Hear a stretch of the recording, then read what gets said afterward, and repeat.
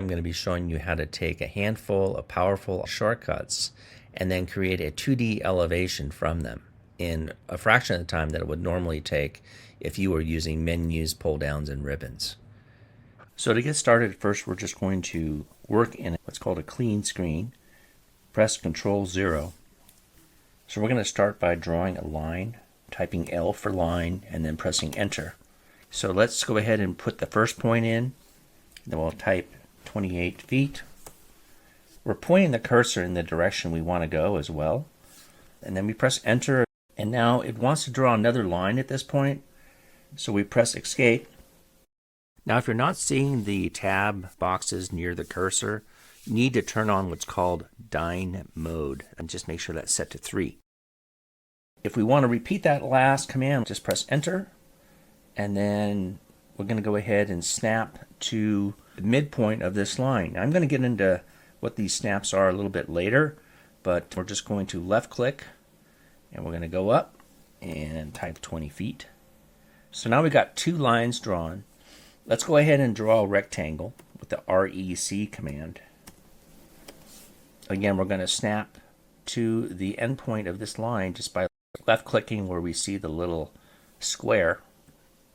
For the top distance, 20 feet, and then we're going to tab to the right side and then type in 9 feet. Let's go ahead and draw another rectangle in here. Press the Enter key, and then we're just going to put one up here. We'll left click on the endpoint. Then again, we're going to fill in these fields. We're going to go with 10 feet, and then tab, and 5.5. Now 5.5, we don't have to put inches behind it. We can just type 5.5. Now if working in millimeters, it would be 5.5 millimeters. These are what are called units. So let's repeat that last command one more time and do another rectangle down here. Left click, same thing. Tab into these fields. The first one will be 3 feet. Tab, and then we're going to type in 7 feet for the height. So lastly, let's draw a circle using the C command. And the center of the circle, let's go ahead and just put it right here in the center of the door for now. For the radius, we can just type in 1'6" here. Notice in our example, we've got the door, window, roof, and wall. So CAD by default just wants to select entities. So if I select this entity, this, and this, these pieces become what are called a selection set. If I click on one of these grips and press my space bar on my keyboard, I immediately go into the move mode. So let's go ahead and type in 4 feet for this. So far I've been working in ortho mode. There's also another mode called polar tracking. And we can toggle this on here. And we can right click and look at the angles that we have selected. And right now we have 30 degrees. We can add different angles to this as well later, just by going into the settings. What polar tracking allows me to do is snap to different angles. So I could pick this rectangle, pick it by its vertex here, and then press the space bar. And I press it 2 times to get into my rotation command. So as you remember, the first time is the move command, then the second time is going to be your rotation command. So a super quick way to rotate an object.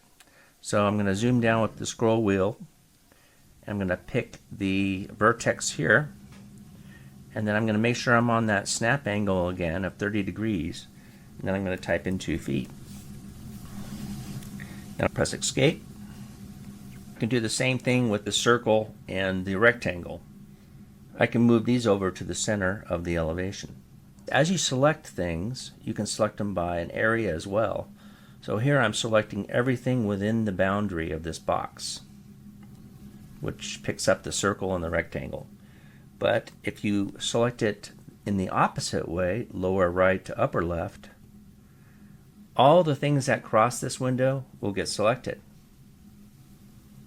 So let's go ahead and pick it by the grip here, press the space bar, and then move it here, you can see it's found the intersection of that line and the rectangle. So I'm going to left click,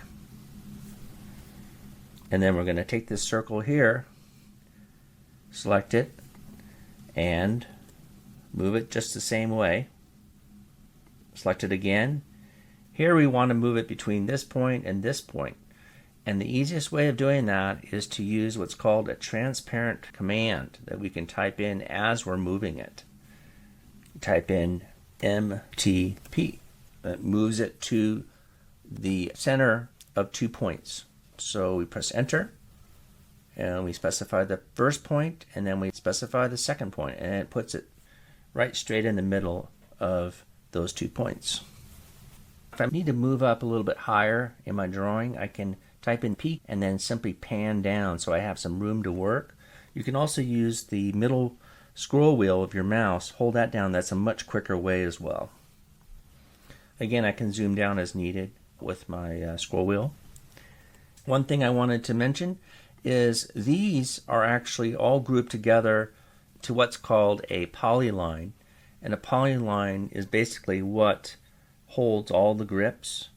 It's so much easier to work with polylines versus straight lines just because things are all grouped together. I want to talk about object snaps. Now, I mentioned this earlier in the video as we were snapping to things, but your settings for that, if you go down here, highlight over this icon here, right click, have a look at what's toggled on. We have endpoint, midpoint, intersection, and perpendicular. So these are the snaps that are currently active in this drawing. So I just wanted to show you that because we're going to be using this intersection snap again. Let's zoom down with our scroll wheel and then look at this roof here. So we're going to select this vertex, come up, and then find the intersection here. We can do the same here, just slowly drag it up and then snap to the intersection center line of our elevation. So let's add the roof to the other side of our drawing. So when CAD creates these rectangles, they're actually polylines. So let's mirror it to the other side by typing MI for mirror, and we'll select 2 points of our mirror line.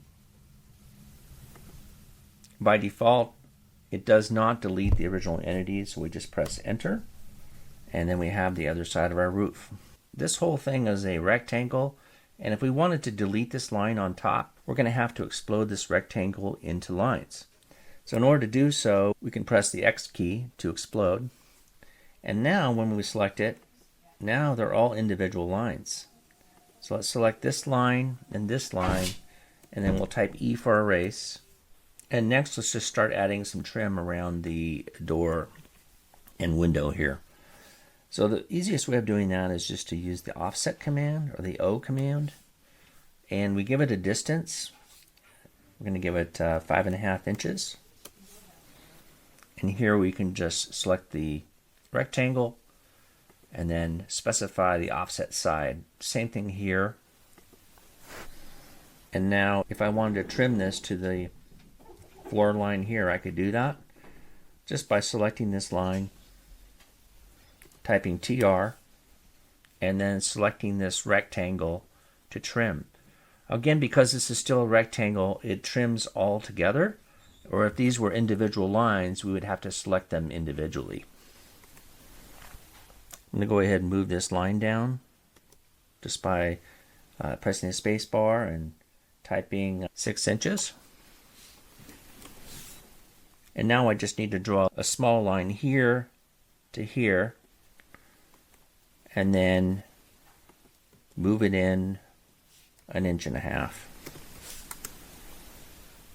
Now I could just mirror this line just by typing MI and then mirroring it to the other side.